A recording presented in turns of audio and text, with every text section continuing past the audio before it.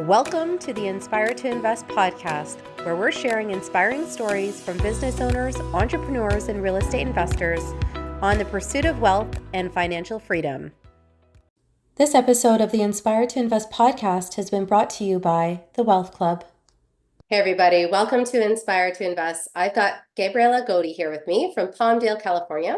She's a wealth builder with more than 25 years experience in the mortgage industry, working with customers ranging from first-time homebuyers to self-employed entrepreneurs and investors. She specifically loves facilitating financing to help clients achieve their goals of homeownership or real estate investment. So thank you for taking time out of your day today. How are you? Wonderful. Thank you for having me, Serena. So obviously you're really deeply embedded in the financing industry. How did you get involved in that? And really, where did the real estate investing come into the picture as well? I started pretty young. At 23 years old, I bought a house in Palm Springs that was a vacation home with 10% down. Wow. And then at 25 years old, I bought a condo in Malibu. I was not That's in so the shabby. I know. Somehow I landed in there doing that. And I didn't know at the time that it was the best decision of my life. Yeah. But at 23 and 25, I really didn't know what I was doing in the industry of wealth building with homes. Yeah. So those two homes that I did buy, I actually gave them back to the bank. So I was not able to hold on to them. And it wasn't because there wasn't equity. It was just because I didn't know what I was doing. And really, all I had to do is hire property managements to rent them out and take care of them. And I didn't realize that that's all I needed at the time. I felt overwhelmed. I had the Malibu condo. I bought it for $260,000. If I would have held on to it, it is worth today over $1 million in Malibu. Wow. So just some mistakes that I did when I was very young, bought a couple homes. I started young, but didn't know what to do. And so lost those two homes.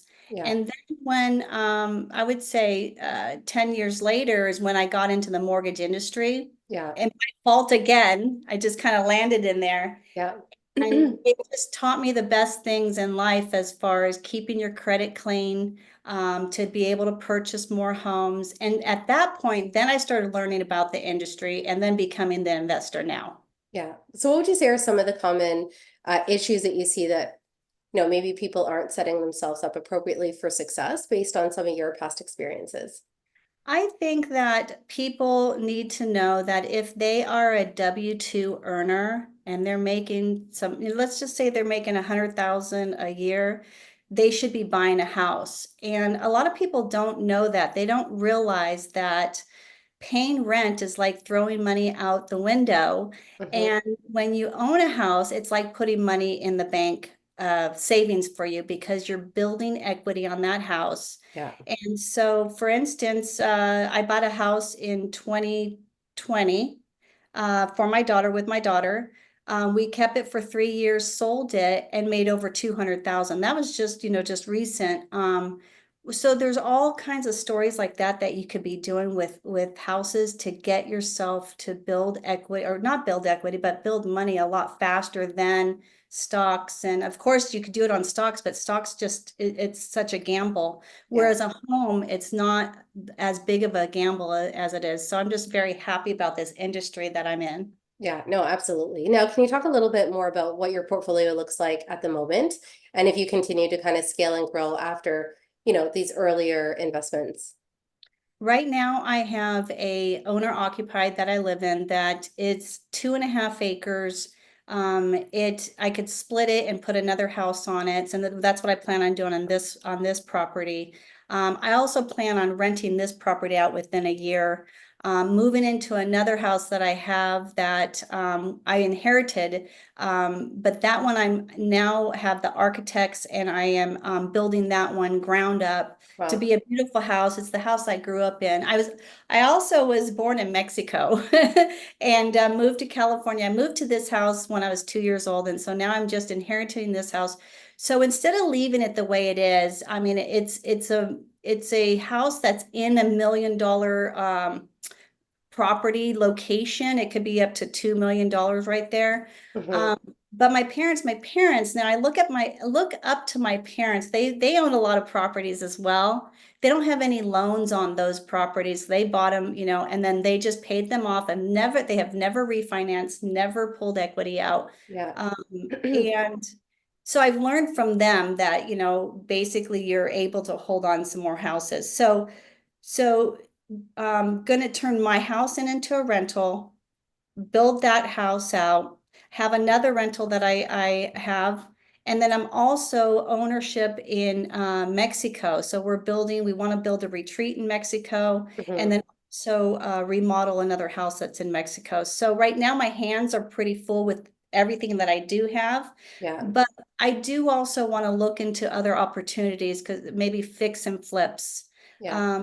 Basically continuing, because this is where I've built the most wealth is through the industry of homes. Yeah. Yeah. No, that makes perfect sense. Whereabouts in Mexico is that property? It is close to Puerto Vallarta, so it's about 3 hours past Puerto Vallarta. Yeah. Nice. It's Yeah. basically Just it's curious. close to where I was born. So I was born out right side of Guadalajara, which is close to Puerto Vallarta. So Yeah. right in between is where I was born, but then our houses are right on the beach of close to Puerto Vallarta. Nice. And then in terms of just something that you would perceive as something that you're most proud of or something you'd look at as your biggest success, what would that be and why? Well, my biggest success, if we're talking family, would be my family, my 4 kids. But in real estate, it would be basically me and my husband were buying homes every like 2 years. And if you buy a home and you buy it owner occupied, live there for 2 years and then sell it, you're not going to get the capital gains. So Hmm. that's what we did for a while. And then the home that I live in now, we bought it in 2009. Now, at the time, our credit wasn't the greatest to buy it. So we went up to the owner, the seller, and ask them to do a lease options. We actually have done 2 lease options in our time, but we've bought 14 homes total, Wow. but 2 of them were lease options. One was back in 2001, and then the other one was in 2009 when we bought this house. So I guess my biggest accomplishment, I would think, would be is to be able to buy a house even if my credit wasn't perfect. I saw a roundabout way to do it, and that's basically with the lease option. Yeah. You kind of have to be in the industry to get that part done. So you need someone guiding you of what to do if you would buy a house. Basically, you're buying a house, you're paying rent, but let's say you're paying them $1,000 extra a month for that house on top of your rent. Yeah. And that $1,000 a month, let's say we did that for a year, that would be 12,000 that would go down to the down payment. So Yeah. we were able to do that just because I was in the business being creative. And now we have the one house that we bought in 2001. We were able to buy it for 240. We sold it for 500 and something. So once again, just building wealth for our savings account. Yeah. No, I think we call that rent to own here. So it's interesting just Okay. the different terminology in a different location.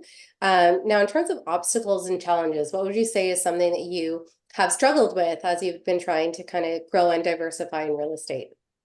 I think for me and my husband, we are both self-employed. So when you are self-employed, your options for your down payment is not as good as a W-2 earner. Yeah. So basically, as a self-employed in California or in the States, it's basically you're looking at 10% down to purchase, and then the interest rate's like a point higher than your normal. If you, I wish me and my husband were W-2 earners again. I would be then again buying again over and over again every year. I think I would do it every year. Yeah. But since we're having to put more money down, we don't do it as often, but we're still finding different ways to buy houses. But I would say that's the challenge for us is we're self-employed. Now, for us here in Canada, if you're buying something commercial, so I believe it's 5 or 6 units and above, it's the property and the income of the property that qualifies, not so much a bearing on your personal finances. Is that the same where you're located?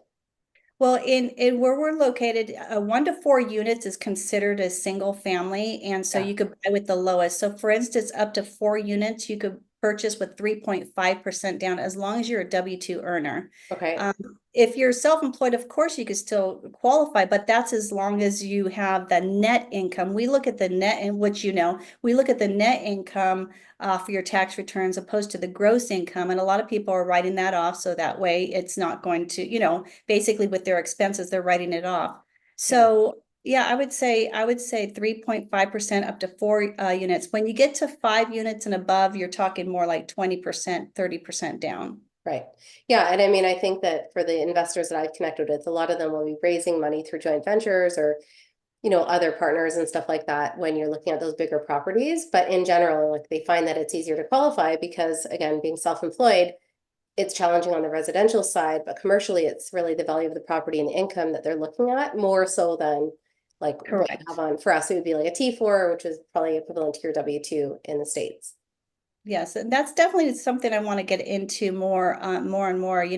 As you are building your networking net worth with different people, that's where you're also learning different Yeah. things. So, Yeah. doing these podcasts for me, I've been able to meet a lot of people, and so that's where like definitely want to get into the flipping of properties and more of the investments of properties. But I definitely like helping also the people that come to me that maybe have challenged tax returns or Yeah. different ways or portfolios to show them that if they buy another property, it's going to help their net worth as well. Yeah, no, absolutely. Now, on that note, we're just going to take a really brief break for a word from our sponsors, and we'll be right back. Welcome to the Wealth Club, an exclusive community dedicated to elevating your journey towards financial freedom, well-being, and success. The journey to 1% starts here. Join like-minded leaders and commit to growth for the mind, body, bankroll, and soul. Learn all the proven techniques to change your life forever with direct access to a massive team of more than 10 tried and true experts.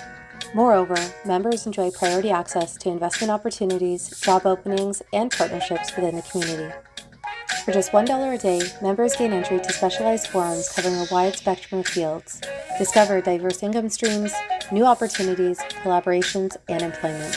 Partake in weekly Zoom calls with our team and join monthly live Q&A sessions. Compete and win cash prizes. Active members top the leaderboard for monthly rewards. Ready to get started? Join today to unlock your true potential. To sign up, go to scroll.com/The Wealth Club. Thanks again for following along with this episode of Inspired to Invest. In addition to real estate, investing, and running my own brand experience agency for 18 years, I also published a book called The Accidental Entrepreneur in October of 2021. This is my story, and it chronicles how I turned tragedy into triumph to embrace my destiny in entrepreneurship. If you're interested in picking up a copy, you can find the link at serenahomesrealtor.com, and you can also find my link tree with all of the retailers in the details below. Thanks again for your support. Inspired to Invest is proud to support the Beyond Success program. In today's complex world, it's absolutely crucial for our youth to learn how to take charge of their financial future. We believe that every young person deserves access to accurate, practical financial information. Designed to bridge the gap, the Beyond Success program leverages a comprehensive educational bootcamp to equip young minds with essential financial literacy skills. At Beyond Success, it's not just about teaching financial literacy, it's also about fostering a foundation for a prosperous and empowered future. Join us. Together we can build a brighter financial future for the next generations. Join us. Together we can build a brighter financial future for the next generations. Hey everybody, welcome back to Inspire to Invest. I've got Gabriella Godde here with me today, and she's from Palmdale, California, and she has been working in the financing industry, supporting homeowners and real estate investors for over 25 years. So before the break, we were talking about her experiences in terms of buying and selling multiple properties. And I guess one of the questions that I have for you, I'm not sure if you've got something that comes to mind, is what's the craziest thing that you've ever experienced as a real estate investor, or maybe a story that even one of your clients has told you about? I think, I don't know about the craziest, but what I do enjoy is the FHA 203K loan. What that does for a buyer is you can buy a house, you can look at that house, and let's just say it needs a total remodel done. And basically what we do is we ask the appraiser, we get a contractor to give us a bid up front. Then we ask the appraiser to appraise the property as if it's already has all the remodeling done. So that appraisal value goes up higher. Yeah. That buyer is only putting 3.5% down. We get the seller, sometimes we get the seller to pay the closing costs. Yeah. So all they're coming in with is 3.5. But let's say now we're getting $35,000 to $100,000 to remodel that home, and it Yeah. goes into their loan, and then they are able to put it in their loan. They're able to have a contractor start on the house right when they close, Yeah. and within 6 months get that house, rehabbed. So Yeah. a lot of times I think buyers, when they're out there looking with real estate agents, I think a lot of them maybe don't know, like, oh, there is a loan out there to do that. So I think that's one of the craziest things as Yeah. far as buyers not knowing that that's there. Yeah. Yeah. And obviously, there's just even sometimes small things that people are discouraged from a home, right? Like a lot of people don't see it for what it could be. They're just looking at it for what it is at the moment. Now, that was quite the mouthful in terms of the type of loan that was. Okay. Are you able to break that acronym down? Yes, it's a FHA 203K. Okay. So, so basically it's just your traditional FHA loan, which is for first-time home buyers. Okay. You don't have to be a first-time home buyer to buy it, to use it. You just have to have one FHA at a time. So it's a government-backed, it's out of it's the government bank loan, Okay. backs loan from us. And so I believe it's one of the best loans that we offer. It has the lowest interest rate with the lowest down. Yeah, no, that makes sense. Now, that kind of segues into my next question about advice. What would you say some of the best advice that you'd have for someone that is starting out trying to build their real estate portfolio? I would say that your first loan is to purchase with an FHA loan, 3.5% down. Keep that home for, let's say, 5 years. Refinance that one into a conventional in the future once there's enough equity to then get rid of the PMI. Yeah. So there's that one part of it. But after you buy with an FHA loan, the next step I would do is 1 to 2 years after that, Yeah. buy another home, move from this FHA owner occupied, turn that into a rental, move in, and then purchase another one with 5% down conventional, I believe Yeah. is the best steps. Nice. I know in terms of lessons and things like that, is there anything that comes to mind that you wish you would do differently, knowing what you know now? Um, when I was younger, definitely credit was a challenge as far as keeping it up to par. And then once I got in the industry, I really figured out how to do my credit. So basically, on your credit cards, keep them at 30% from the limit, paying them on time, of course. And then also another trick that I did long ago was I added my son and my daughter to my credit card, to Yeah. my American Express. And not that they need to charge on it or anything like that. It just builds their credit really Yeah. fast. Both my Is kids, there an age for that, like that they need to be in order to add them? I believe it's in, I don't know the age, but I think it's 16. I remember when I first got credit, it was 16 they allowed me to, but I think Yeah. at 16 is a good age to do that. Yeah. And then both my daughter and son, they've had 740 plus FICO scores all their lives. Yeah. And so it really helps them out as far as the future. I also, another thing I would suggest is parents to help their children buy a house. I always say, instead of throwing your child a big wedding, put money into a down payment for a house opposed to a big wedding. And of course you could have Yeah. a small wedding, but just, use some of the money for buying a house. Yeah, no, I couldn't agree more. Now, you talked a lot about the different projects you have going on right now between, the property in Mexico and at home. What would you say is next for you in terms of your long-term plans? Like, do you have a vision in terms of how big you want to build your portfolio or other avenues that you kind of want to progress into?